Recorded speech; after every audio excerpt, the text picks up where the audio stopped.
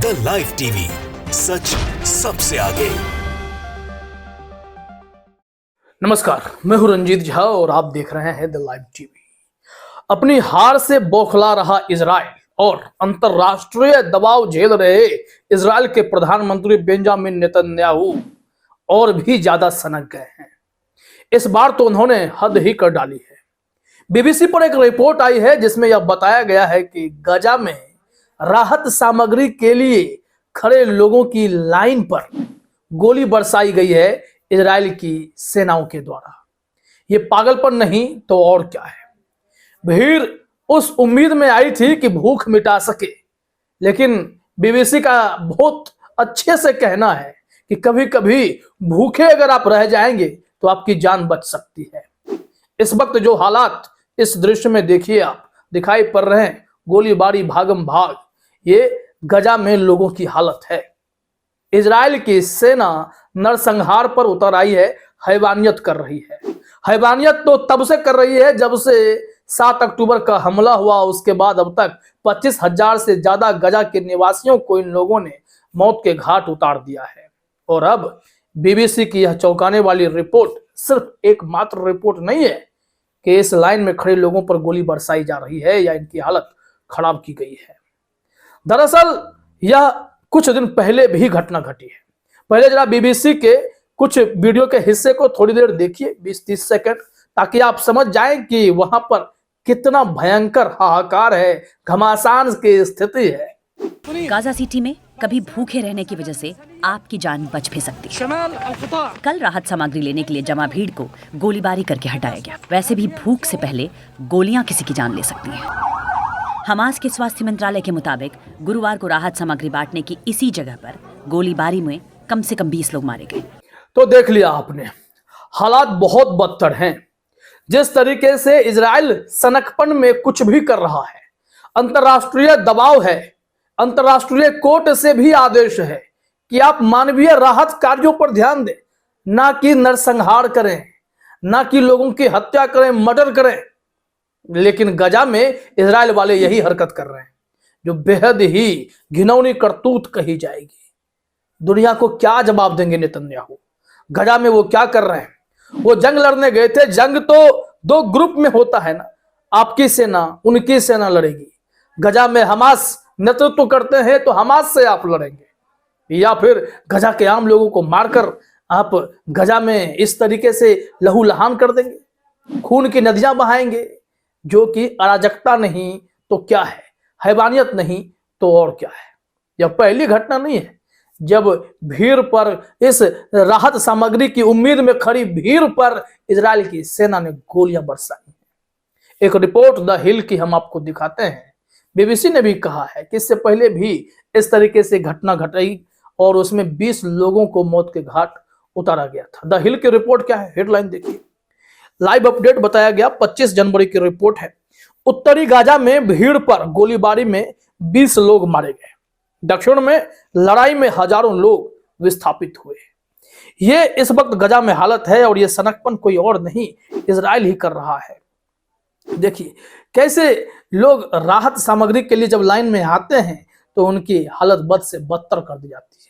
ट्रकों का काफिला गुजरता है कि चलिए जो लोग भूखे हैं उन्हें खाना देंगे, लेकिन उन्हें क्या पता भूख मिटाने के चक्कर में जान ही जाएगी। रिपोर्ट देखिए जरा अपने स्क्रीन पर, क्या है जानकारी। स्वास्थ्य मंत्रालय की रिपोर्ट है गजा से।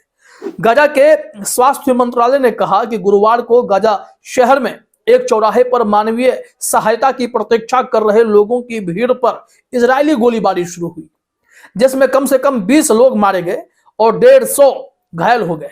इजरायली सेना का कहना है कि वह रिपोर्टों पर गौर कर रही है। इजराइल की सेना भी नहीं समझ रही कि उसके सैनिक ही उनके काबू से बाहर है।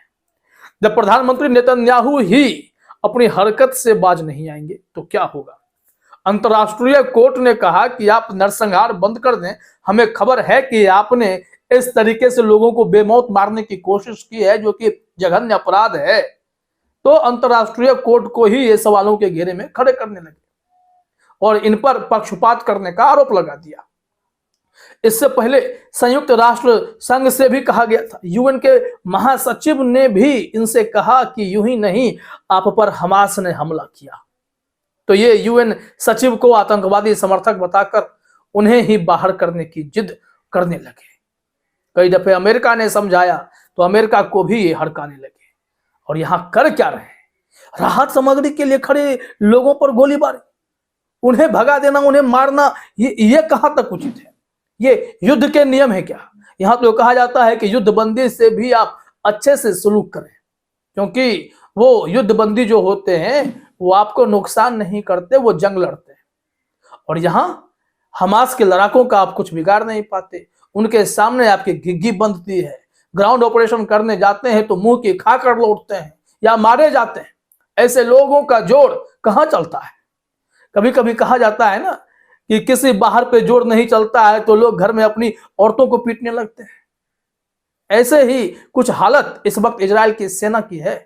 वो गजा में हमास के लड़ाकों से जीत नहीं पाते तो हमास के आम लोगों को निशाना बनाते हैं, उनके घर पर बमबारी कर देंगे, व्हाइट फास्फोरस बम गिरा देंगे जो अंतरराष्ट्रीय स्तर पर बैन है। और अभी देखिए राहत सामग्री के लिए खड़े लोगों की लाइन पर गोलीबारी, ये घटिया हरकत कैसे की जा सकती है? रिपोर्ट देखिए क्या बताया जा रहा है कि इस बीच फिलिस्तीनी शरणार्थियों के लिए संयुक्त राष्ट्र एजेंसी, जिसे UNRWA के नाम से जाना जाता है, कि एक वरिष्ठ अधिकारी थॉमस व्हाइट के अनुसार एक दिन पहले गाजा में एक भीड़ भरे आश्रय स्थल पर हुए हमले में मरने वालों की संख्या बढ़कर 12 हो गई, जबकि 75 से अधिक घायल हो गए। जहां जहां ये राहत शिविर कैंप है वहां भी गोलीबारी हो रही, वहां भी लोगों को मारा जा रहा है, क्योंकि इजराइल के मंत्रियों की जिद है कि गजा के लोगों से खाली कर देंगे, फिलिस्तीन को फिलिस्तीन के नागरिकों से खाली कर देंगे, मतलब इन लोगों को विस्थापित कर देंगे और यहां यहूदी को बसाएंगे। ये इनकी जिद है। और इसके लिए अमेरिका ने भी डांट पिलाई थी कि ये आप बेशर्मों वाली हरकत बंद कर दें, जिनकी भूमि है, जो जहां के लोग हैं वो वहीं रहेंगे, लेकिन ये अपनी हरकत से बाज आए तब तो।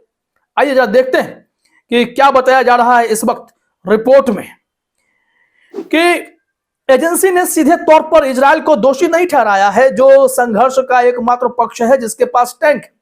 इजरायली सेना ने कहा कि उसने फिलहाल इस बात से इनकार किया कि हमला उसके विमान या तोपखाने द्वारा किया गया था, लेकिन अभी भी जांच की जा रही। इसमें कहा गया है कि इमारत पर हमास के रॉकेट से हमला किया गया होगा, मतलब हमास अपने ही लोगों को मारेगा। ये इजराइल घटिया सोच, ये घटिया हरकत लाता कहां से है? अब देखिए यहां जो बताया जा रहा है कि दक्षिणी गाजा शहर खान यूनिस में लड़ाई ने इसके 2 मुख्य अस्पतालों को अलग थलग कर दिया, जिससे सैकड़ों मरीज और हजारों विस्थापित लोग अंदर फंसे हुए हैं। व्हाइट हाउस ने कहा है कि तीसरे अस्पताल को रातों रात खाली करा लिया गया है। हाल के जो दिन में हजारों लोग दूर दक्षिण की ओर भागने के लिए मिस्र के सीमा के निकट आश्रय स्थलों और तब्बू शिविरों में जमा हो गए थे। यह संख्या लगातार बढ़ती जा रही है। मौत का आंकड़ा 25,000 के पार है, घायलों का आंकड़ा 64,000 के पार है।